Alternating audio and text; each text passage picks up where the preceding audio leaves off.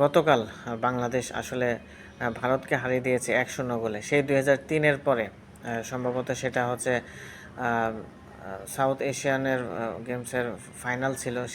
সেই যে ২০০৩ সালে আসলে ভারতকে বাংলাদেশ ফুটবলে হারিয়েছিল, এরপর কিন্তু ভারতকে আর বাংলাদেশ হারাতে পারেনি। এতগুলো বছর পরে এসে বাংলাদেশ কিন্তু ভারতের সাথে ফুটবলে জয় পেয়েছে এবং আন্তরিকভাবে আসলে অভিনন্দন বাংলাদেশ ফুটবল টিমকে। লক্ষণীয় একটা বিষয় হচ্ছে যে ফরেন যে প্লেয়ারগুলো বাংলাদেশে খেলতে এসেছে, সৌমিত সোমের কথা, হামজা চৌধুরীর কথা তো অবশ্যই বলতে হবে, যে হচ্ছে মাঠের সব জায়গায় আসলে উপস্থিত। যখন ডিফেন্ড করার দরকার তখন ডিফেন্সে, যখন অ্যাটাক করার দরকার অ্যাটাকিংয়ে, কখনো উইঙ্গার, কখনো ডিফেন্সিভ মিডফিল্ডার। গতকালকে কিন্তু গোলকিপারের ভূমিকায় আমরা তাকে হামজা চৌধুরীকে দেখেছি। সো সো হামজা চৌধুরীর মতো একটা প্লেয়ার বাংলাদেশ ফুটবলে আসলে পেয়েছে, এটা আসলে অত্যন্ত সৌভাগ্যের একটা বিষয়।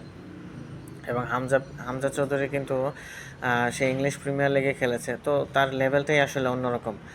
এবং এটা আসলে বাংলাদেশ ফুটবলের জন্য অত্যন্ত একটা গৌরবের বিষয়।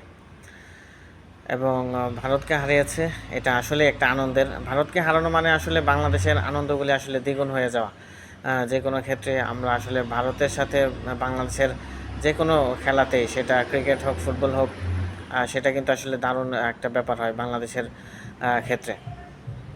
এবং সব কিছু মিলিয়ে যদিও বাংলাদেশ হচ্ছে 3 থেকে হয়তো শেষ করেছে, কিন্তু ভারতকে হারিয়েছে, এটা আসলেই অত্যন্ত একটা আনন্দের বিষয়। কারণ ভারত আসলে ফুটবলের যে ফ্যাসিলিটিস পায়, তাদের র্যাঙ্কিং অনেক ভালো। হ্যাঁ, তাদের হচ্ছে মাঠ তাদের অনেক ভালো। তো এত কিছুর পরেও বাংলাদেশ কিন্তু ভারতকে হারিয়েছে, এটা বাংলাদেশের জন্য, ফুটবলের জন্য আসলে অত্যন্ত একটা আনন্দের বিষয়।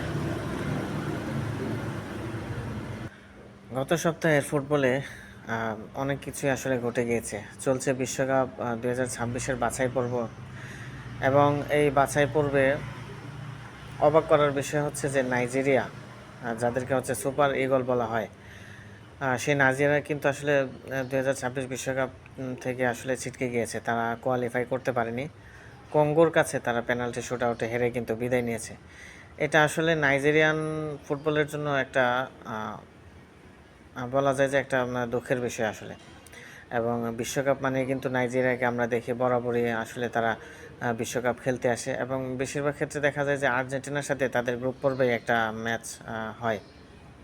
কিন্তু হয়তোবা এবার আর সেটা হবে না। এবং 48টা দেশ এবার ফিফা 2026 বিশ্বকাপ খেলবে, এবং এই সুবাদে অনেকগুলি নতুন দেশ হয়তো বিশ্বকাপ খেলবে। এবং নরওয়ে আছে আর্লিং হালান্ডের, তারপর আরও কিছু দেশ আছে 2026 বিশ্বকাপ খেলবে। পরিচিত বা ফেভারিট যে দেশগুলো, তারাও অনেকেই ইতিমধ্যে কোয়ালিফাই করে ফেলেছে, আর্জেন্টিনা, ব্রাজিল, উরুগুয়ে। এবং ইটালি এবারও একটু ঝুলন্ত অবস্থায় আছে। ইটালির বিষয়টা এখনও বলা যাচ্ছে না যে তাদেরকে হয়তো কোয়ালিফাই খেলতে হতে পারে। এবং আরেকটা বিষয় হচ্ছে